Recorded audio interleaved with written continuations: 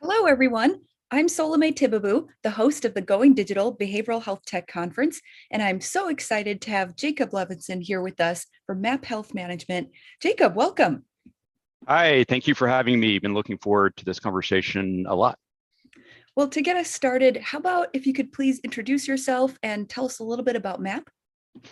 Sure. So my name is Jacob Levenson. I'm the founder, CEO of MAP Health Management. MAP is headquartered in Austin, Texas, though we operate throughout numerous states in the country. MAP is a provider of peer support services to people recovering from substance use disorders and other mental health diagnoses and conditions. Um, a little bit about how MAP came to be. We saw an opportunity in the marketplace, I think, to meet recovering people where they are. And I think what we know is a lot of mental health concerns, and especially substance misuse and substance use disorder, can be chronic in nature.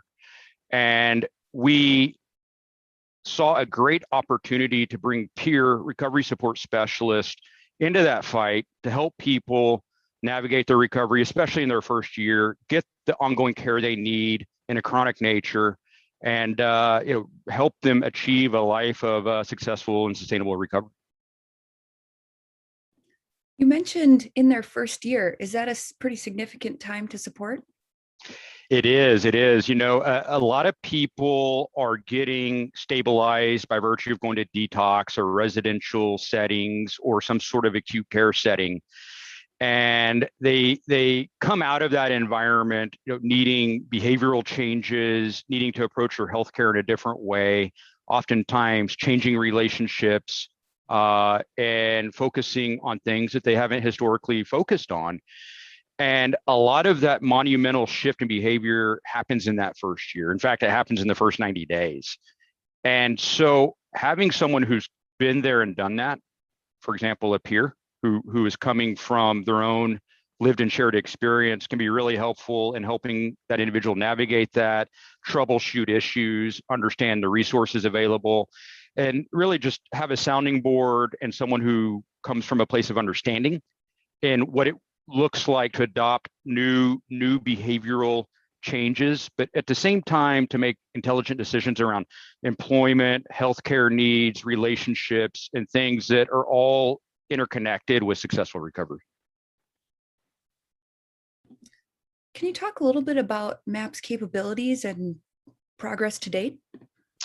Yes. So with the founding of MAP, part of the inspiration is we had seen peers operate specifically in acute care settings and in person. And we were really impressed at the efficacy of peer support in those environments, primarily at forming patient alliances, right? There's a lot of trust. There's a lot of value to, hey, Salome, I know where you are because I've been there too, which is a very horizontal approach.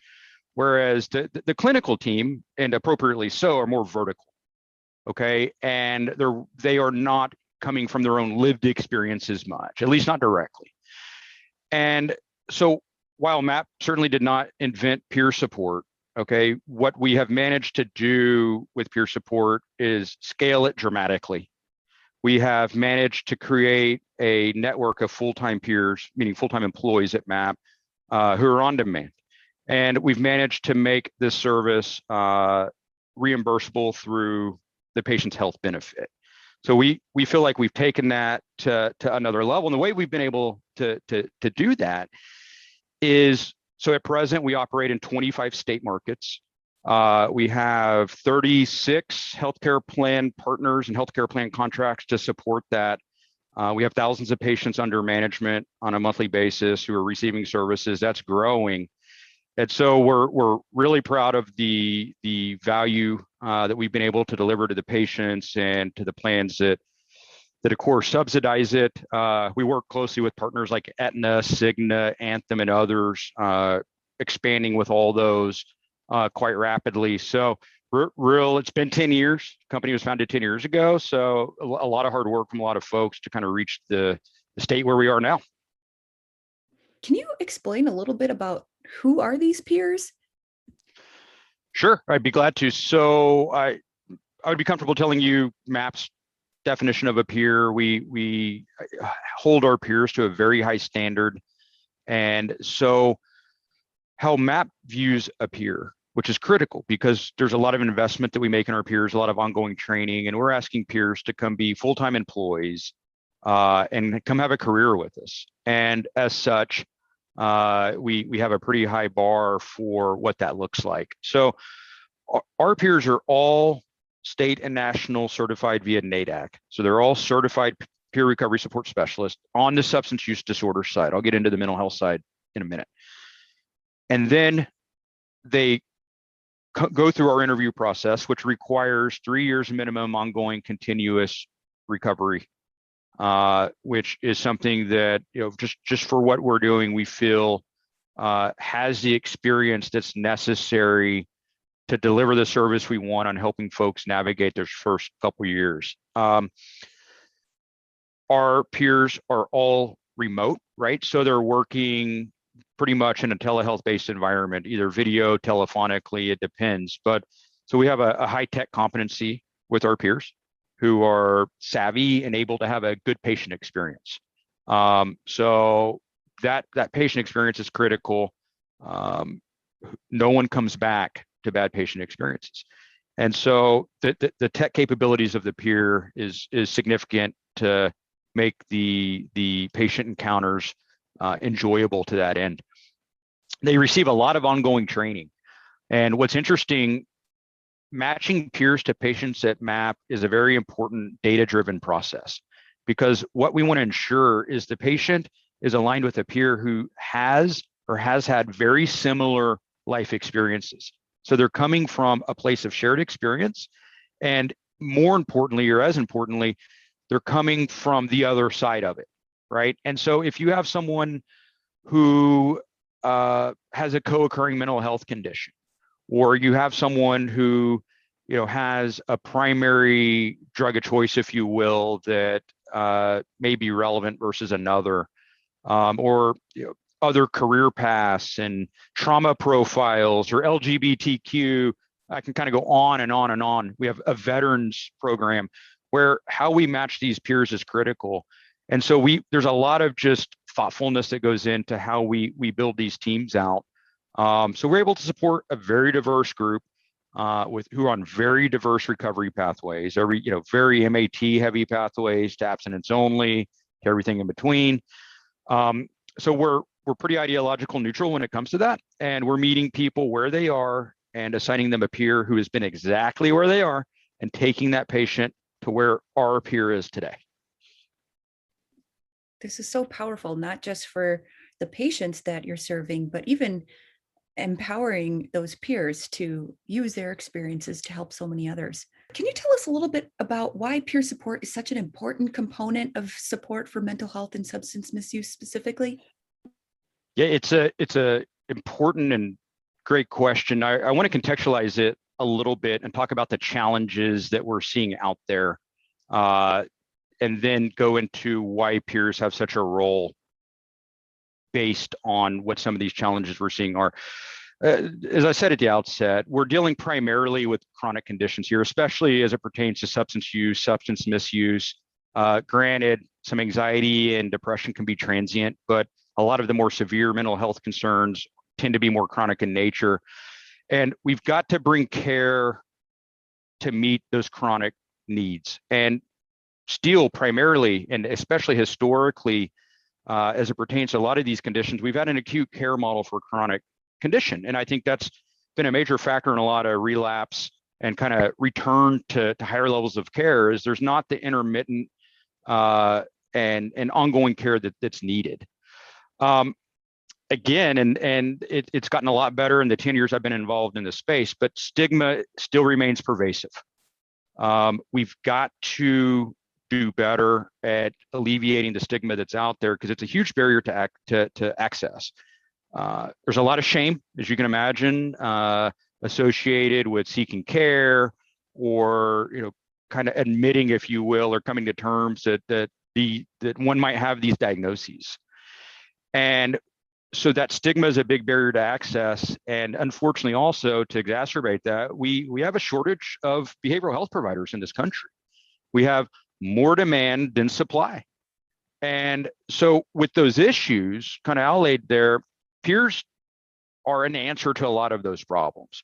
Uh, just talking a little bit about MAP's peer support and kind of how we position our peers to answer these questions is our support is designed to be delivered for at least for a year.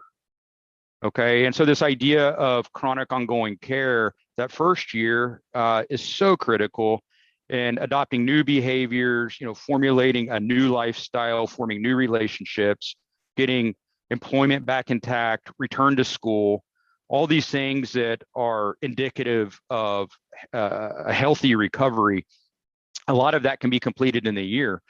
That said, I actually saw the other day, we have a gentleman whom we've supported for 5 years straight, right? And so the idea that people don't need ongoing care, I just don't think the evidence supports that. So peer support as a modality seems like it's really quite game changing, but can you talk a little bit about how this type of service gets paid for? So we've worked very hard to get peer support as a covered benefit, specifically through commercial healthcare plans. Now, Medicaid in various markets has covered peer support for some time, but MAP's focus has been primarily on the commercial space, although we do have some Medicaid activity. So plans like Aetna, Cigna, Anthem, many of the Blues have stepped up and have basically come to the conclusion that there's a lot of value in this service for their members. So we're essentially a provider of peer support services. We file claims like any other provider would for the service, and enter into contracts with healthcare plans just like a provider. So it's great to see these services adopted and kind of accepted as a mainstream service delivered by a provider. Now, kind of back to the ongoing and kind of chronic care nature of this, the cost sustainability of peer support is there, and it's obvious, right? The ability to pay peers on an ongoing basis is much less costly than just dealing with what may with someone who may be experiencing acute substance use or mental health issues.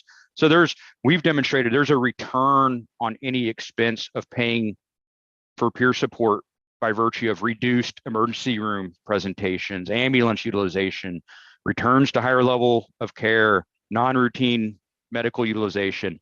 So peer support is a key factor in kind of getting the overall kind of cost component down with a population who can be very high cost if they're not supported. You started to allude to this a bit, but can you expand on what impacts MAP has experienced and observed since the start of the pandemic in particular? So it's a big question. I think this has been a transformative event in all of our lives. I can really think of no facet of our society that hasn't been touched. How we work, how we interact with people, certainly how we access healthcare, how we buy our groceries has been dramatically changed. We have seen a lot of emergent SUD and mental health throughout this pandemic for folks who have never presented for care ever. And middle-aged people, seniors who have had to cope with isolationism, job loss, and all the things that we've all dealt with to some degree in this country as a result of this pandemic. And not everyone's coped with that in a healthy way. Now, fortunately, we see a lot of those people starting to access care. So that's been a major feature of this pandemic, is just the mass increase in people needing services. Now, additionally, we have folks who already were struggling with these conditions, who had their conditions exacerbated by stress, right? And so we've had to meet people where they are. We've had to focus a lot more on people dealing with isolationism, people dealing with job loss, especially. A year ago, there was extreme instability in the workforce and unpredictability, and that's very stressful for people, and especially for those who are living on a very tight budget. And so the nature of our peer support has had to meet the pandemic where it is and the kind of dynamic that that's caused in the lives of the folks we serve. The good news, it's not all bad. The good news that we've seen with this pandemic is the healthcare plans, I think, have really worked hard and successfully at expanding access to behavioral health care, especially telehealth. Okay. And I think that what we've seen come out of this pandemic is we have all accepted 100% that telehealth based delivery is a viable, efficacious medium to serve patients. And we see no sign that that's pulling back, gonna pull back. And we think that's a new norm in our society going forward as a completely okay and legitimate way to access healthcare. Plenty of opportunity to support, unfortunately, a lot of people who've struggled through the pandemic. Going forward, what do you think are three key things to ensure access to care for people with mental health and or substance misuse needs? So I would say at first it's hard for me to limit that to three, but I will pull the top three that come to me as priority because I think there's a lot of opportunities to further what we're all doing here. But I this is one that's kind of near and dear to my heart. I'm going to go back to the stigma piece. Because I think the time is now to put more effort into that because we've made so much progress in a decade. So we know we can move the stigma needle because it's been moved. And I think we're really close to kind of a watershed movement or moment where the stigma is much less of a barrier than it's ever been. So I think the time is now to fight the good fight around stigma and accept it. These issues are not a moral defect. They're not a character flaw. Okay, these are healthcare issues. And we have to have a healthcare solution and have an environment where stigma is not a mitigating factor in people getting the care they need. So that's unacceptable. So we got more work to do there. We're going to do it and we're all going to do better. Second, I would say that the historical behavioral health and medical carve out that's happened has not affected better outcomes for anybody. And while I think that dynamic is changing, we have to do a full integration back of behavioral and medical health care. And what that means is on the medical side, specifically primary care, other specialty care, we have to do better training. We have to be able to identify the presentation of these symptoms. We have to be able to assess and refer people in real time in those encounters to that kind of care so that they get it when they need it. And I think that that's going to make a major difference. And on the flip side, and we see this in peer support, that we have to help people better manage their medical conditions. We have a population, especially if you've had years of active use, where there's an earlier onset of medical conditions with an active use population. And it is very hard to maintain successful, sustainable substance use recovery, for instance, if you're not handling your diabetes, right? Just as an example. And we have to make this integration be more effective. And there's a whole digital and data kind of substrate to that, where data transfer, push and pull, and it's getting cliche, but knocking down the data silos are better. And hopefully, I think that's a technology solution and it's a legislative solution there. Okay. Thirdly, we've got to make the utilization of the behavioral health benefit more user friendly or patient friendly. Unfortunately, we're dealing with a population where economic disadvantages are a feature. And we've seen situations where even a $10 or $20 or $30 copay or monthly kind of cost share is enough of an expense to cause a patient to not get the care they need. And that's got to change. And so I think the preventative services, we have to figure out how to make those more accessible and less costly to the patient, because the cost, you're going to pay the bill. You're going to pay it either in human toll, or you're going to pay it in acute care episodes down the road. And so we've got to figure out how to make these less costly episodes for the patients. It sounds like amazing progress to date with all of this wonderful activity at MAP. Where do you hope the future of peer support goes? So I hope that peer support is vastly expanded. I hope that it is covered by all healthcare plans. I hope that any patient in the country who is being treated for a mental health or substance use disorder is given the option to engage a peer. I think that's the promised land for us uh, as a movement. A peer movement should be that goal. And I associated with the lack of cost burden and things of that nature, but that I think that everyone gets the opportunity to work with a peer who's experiencing these conditions and entering recovery related to that, I think would be the promised land. Thank you so much, Jacob. This has been really wonderful to learn how MAP is enhancing people's lives through the use of peer support. I wish we had more time. I have plenty additional questions, but we're going to have to wrap up. So thank you so much for sharing with us today, and congrats on all of this exciting news. Thank you for having me, and congratulations on a successful conference, and look forward to doing this again with you soon.